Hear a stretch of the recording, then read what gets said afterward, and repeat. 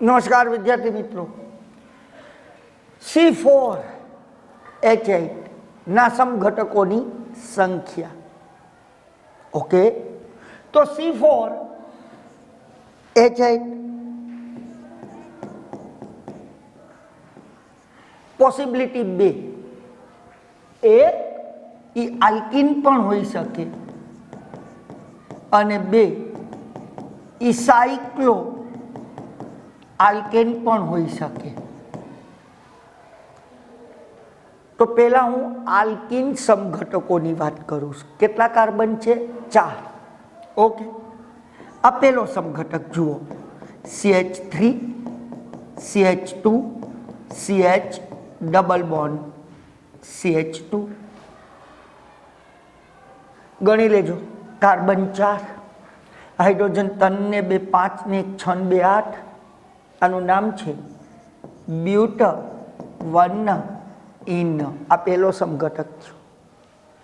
બીજા સમઘટકની વાત કરીએ, CH3 CH double bond CH CH3. જોઈ લો, કાર્બન 4, હાઇડ્રોજન 3 ને 1 4 ને 1 5 ને 3 8. આ છે બ્યુટ-2 ઇન. ત્રીજા સમઘટકની વાત કરીએ, CH3 C double bond CH2 અને અહીંથી શાખા નીકળી CH3. ગણી લેજો, કાર્બન 1 2 3 4, હાઇડ્રોજન 3 ને 3 6 ને 2 8. ત્રણેયનું સૂત્ર, આનું નામ થશે 2-મિથાઇલ પ્રોપેન. પ્રોપોવનિન પણ કહી શકાય, પણ પ્રોપેન. તો એનો મતલબ એમ થયો કે C4H8 આલ્કીનના 3 સમઘટક થયા. આલ્કીનના. હવે સાયક્લો આલ્કેનની વાત કરીએ. સાયક્લો આલ્કેન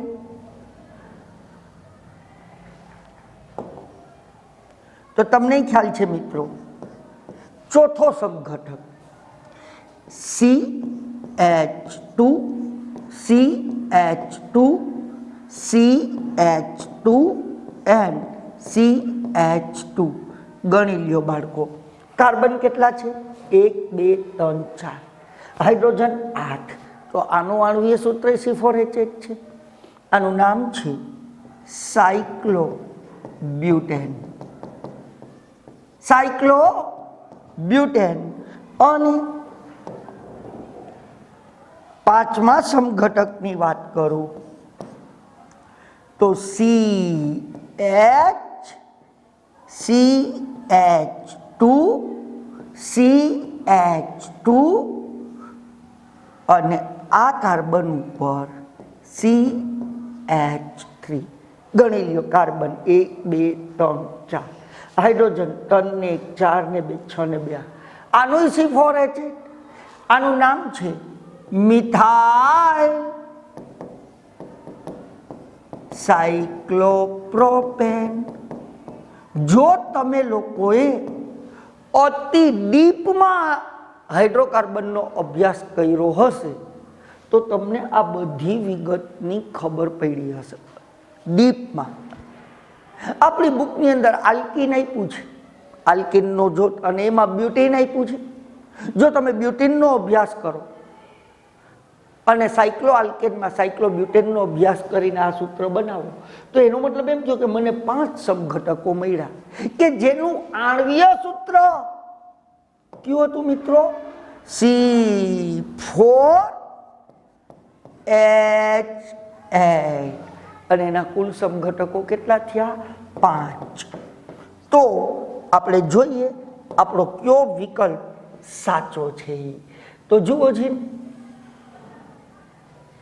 2 3 4 5, ડીમાં 5 આપ્યો છે. એનો મતલબ એમ થયો મિત્રો કે આપણા પ્રશ્નનો જવાબમાં જે 5 આવ્યા એ વિકલ્પ કયો છે? ડી. એટલે કે આપણો વિકલ્પ ડી અને જવાબ છે 5. તો આ હતો મિત્રો એક અઘરો પ્રશ્ન. આભાર.